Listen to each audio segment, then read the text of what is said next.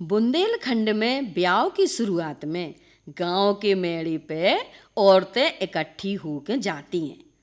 उते जाके गांव के सभी देवी देवता और गांव देवता कुल देवता सभी को न्योतो देती, जिसे ब्याह में कोनो विघ्न बाधा ना आ पावे। गीत के माध्यम से सभी को न्योतो देत भय जो लोकगीत गाउती।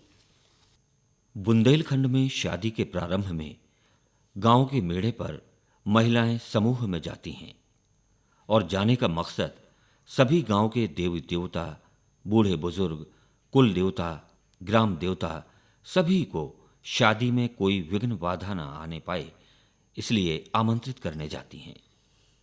उस समय महिलाएं ये गीत गाती हैं।